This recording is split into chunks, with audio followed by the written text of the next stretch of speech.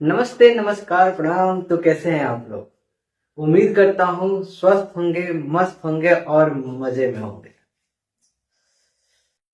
सतयुग में सीता को अग्नि परीक्षा से गुजरना पड़ा। चरण जोड़न पाहिन रूप वे अनंगिन आनंद पूजन भावे रमणे नामा मेव माता पिता तुमेव तुमेव वंश। हाल की ही घटना आपको बता दें तो एक घटना ऐसा हुआ जहां 30 पेजों का सुसाइड नोट और घंटों का वीडियो डालने के बाद एक इंसान अपनी पत्नी की वजह से आत्महत्या कर लेता है।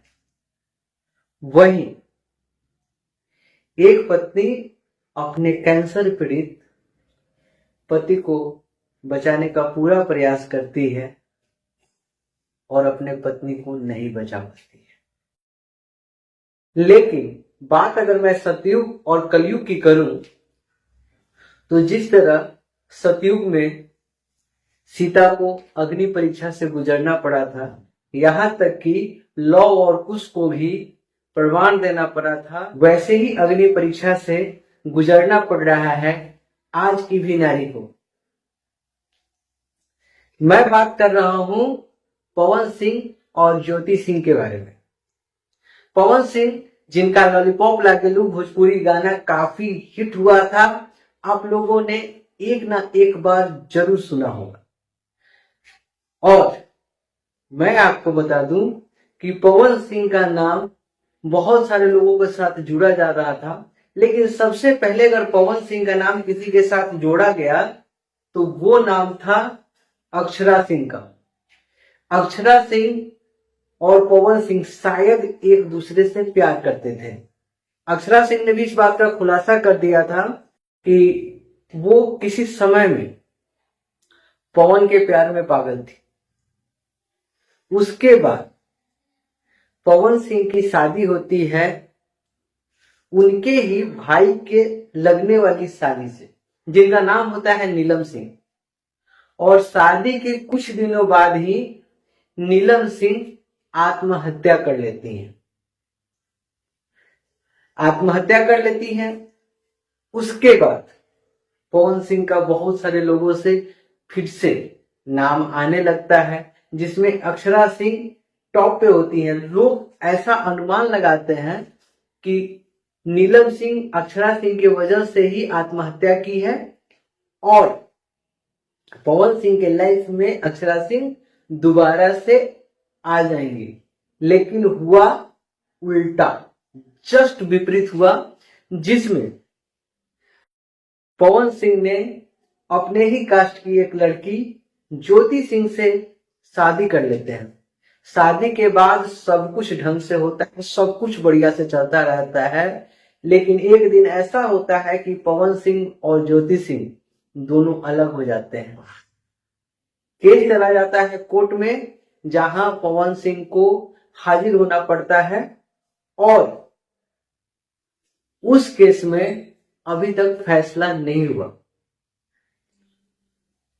कि ज्योति सिंह और पवन सिंह का तलाक होगा नहीं होगा, कब होगा, कैसे होगा, पता नहीं। उसके बाद पवन सिंह राजनीति में तो बहुत पहले से सक्रिय है, पहले से वो बीजेपी के प्रवक्ता रह चुके हैं, बीजेपी के स्टार प्रचारक रह चुके हैं। वैसे तो पवन सिंह भाजपा में 10 साल से ऊपर से भाजपा के साथ जुड़े हुए हैं, भाजपा के स्टार प्रचारक रहे हैं। बहुत सारे मंच को उन्होंने साझा किया है, बहुत सारे मंच से वो भाजपा के लिए प्रचार करते हुए दिखे हैं। लेकिन जब चुनाव आया तो हुआ कुछ वैसा ही। इन्हें आसनसोल से टिकट तो दिया गया, पर पवन सिंह एक पोस्ट डालते हैं और उस पोस्ट में लिखते हैं कि मैं चुनाव आसनसोल से नहीं लड़ूंगा। उनके सारे फैंस का दिल टूट जाता है। लेकिन तभी वो ऐलान करते हैं कि मैं काराकाट लोकसभा चुनाव से चुनावी क्षेत्र से मैं चुनाव लड़ूंगा। और उनके प्रतिद्वंदी होते हैं बीजेपी समर्थक उपेंद्र कुशवाहा। लोगों को यह समझ में नहीं आ रहा था कि उपेंद्र कुशवाहा के खिलाफ पवन सिंह का लड़ना क्या उपेंद्र कुशवाहा को हराने की साजिश थी? कुछ भी कहा, कुछ भी हो सकता था, लेकिन यहां बात जब पवन सिंह काराकाट से चुनाव लड़ने के लिए अखाड़े में आए तो उस वक्त पवन सिंह का सपोर्ट करने के लिए पूरा भोजपुरी का महकमा उलट पड़ा। गुंजन सिंह, नीलकमल सिंह, खेसारी लाल यादव के पिता अंकुश राजा, यहाँ तक कि बहुत सारे सेलिब्रिटी वहां पहुंचे थे जो पवन सिंह का प्रचार कर रहे थे। लेकिन इन सब के बीच डोर टू डोर, घर घर जाकर कैंपेन करने वाली अगर कोई थी तो वो थी पवन सिंह की वाइफ ज्योति सिंह।